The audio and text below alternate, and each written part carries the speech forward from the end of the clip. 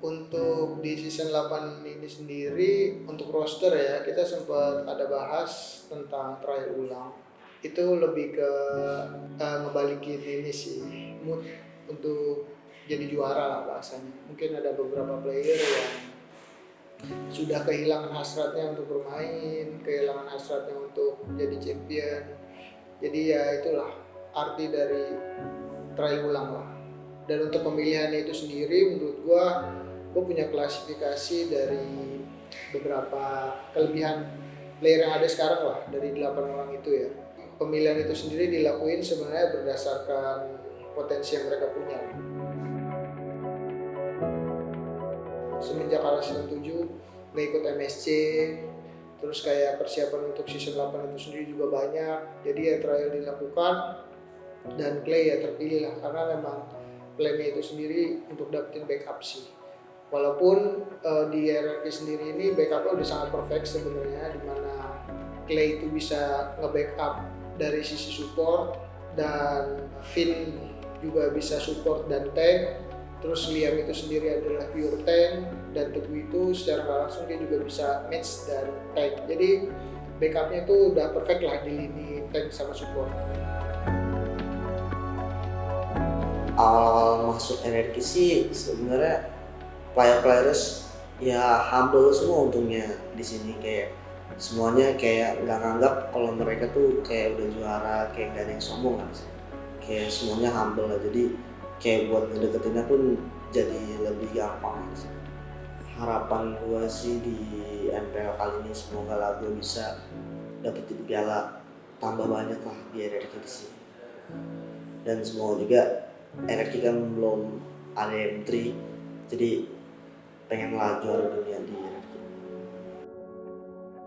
Oke, untuk analis sendiri kenapa RRQ butuh dan kenapa Petra alasannya lebih ke Petra sebenarnya orang lama dan gue pernah work bareng dia juga, dalam arti gue tahu orangnya gimana, sifatnya gimana, dan tryhardnya gimana. Jadi mungkin salah satu alasan gue milih Petra adalah karena dia juga orang lama dan dia paham lah bahasanya dalam job analis, karena sebelumnya gue kerja sama dia juga sebagai analis lah bahasanya, dan gue cocok kerja sama dia dan dia juga orangnya menurut gue bisa diajak kerja sama dan easy going, dan anak-anak juga di sini merasa nyaman juga setelah apa yang dilakukan, dan menurut gua it's a good choice lah. Di era Rossi pemilihan Bang Sin dan Albert untuk jadi jungler itu sebenarnya lucu guys, karena awalnya itu Bang Sin itu trial jadi jungler juga, jadi kita itu nge-trial player itu semua punya backup, dan backupnya Jason itu sendiri si Bang Sin.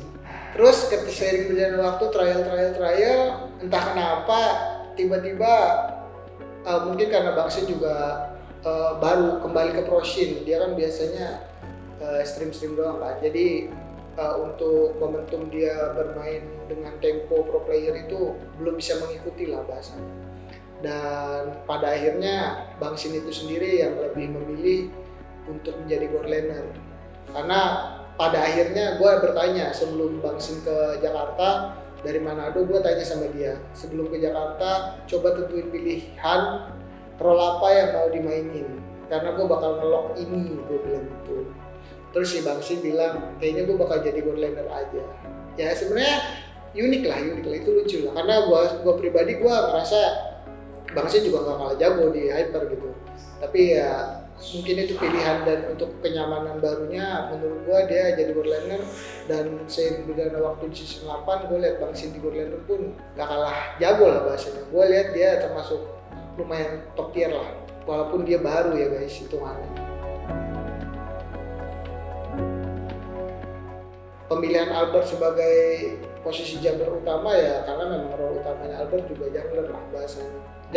Albert juga bisa kok jadi god laner, cuman ya di gue pribadi pilihan tetap dari player, nyamannya juga dari player, dan itu keputusan yang sudah dibuat mereka berdua dari sebelum MPL season 8 itu dimulai.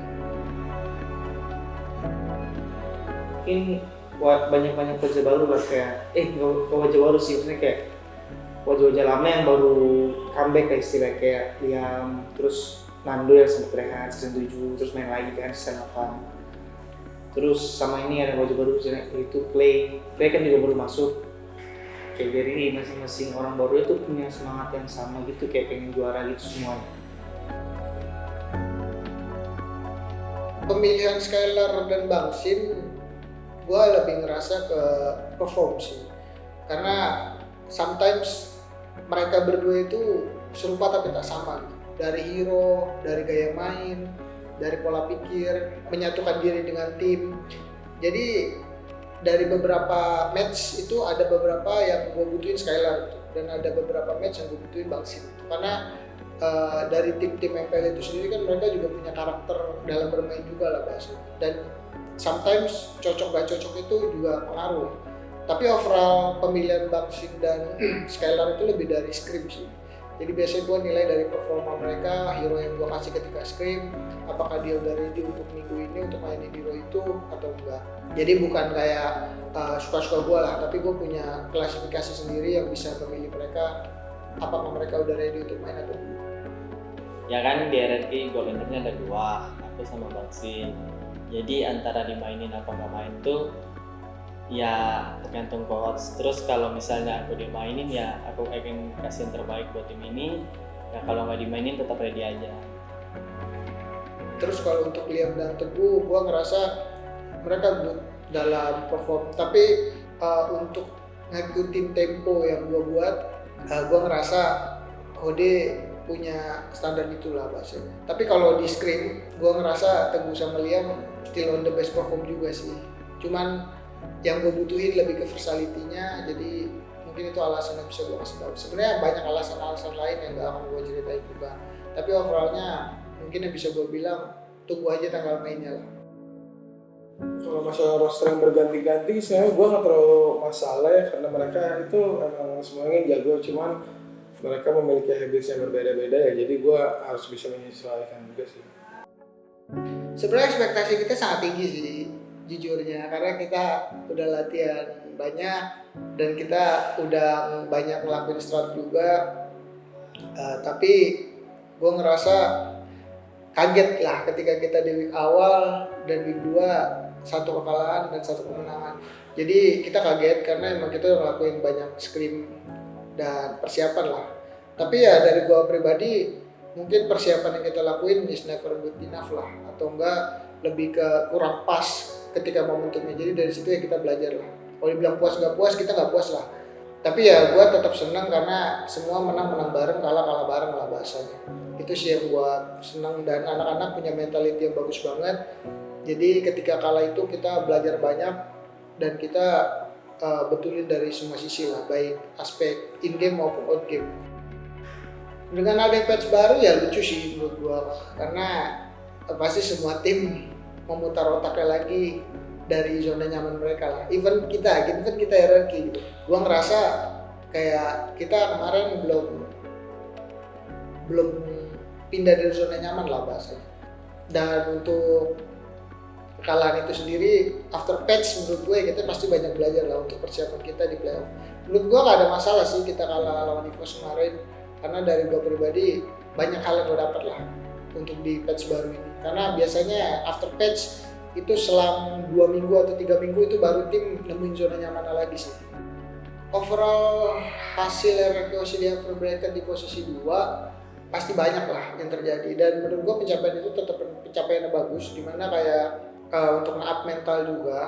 Terus hasil itu membawa dampak yang positif lah, walaupun dengan akhir yang tidak bagus ya, tapi at least kita nyampe upper bracket. Dan dari gue pribadi, gue bisa bilang itu puas karena at least kita punya checkpoint. Dan yang kedua mungkin gue lebih pengen memantapkan diri aja sih, maksudnya karena juara itu ya nomor 1 lah, nggak ada juara nomor 2. Harapan di playoff dan kedepannya tim ini, harapan gue pengen kita tetap solid lah, karena menang bareng, kalah bareng, dan yang paling penting gue pengen ya kita sama-sama satu tujuan lah. Karena di sini kan ada berbagai macam player yang punya pengalaman banyak, yang punya title champion, ada yang belum juga, ada yang orang baru juga, bahkan ada yang bisa dibilang ada veteran. Nah menurut gue dari semua kriteria player atau background player-player itu sendiri, gue pengen semua bisa punya satu tujuan lah, yaitu kalian semua bawa nama RRQ dan juara bareng-bareng, event bersama gue pasti. Itu sih harapan gue. Dan untuk playoff sendiri, harapan gue kita bisa nunjukin yang terbaik pastinya, dan ya nyatukan goals dan jadi juara lah pastinya. Itu sih.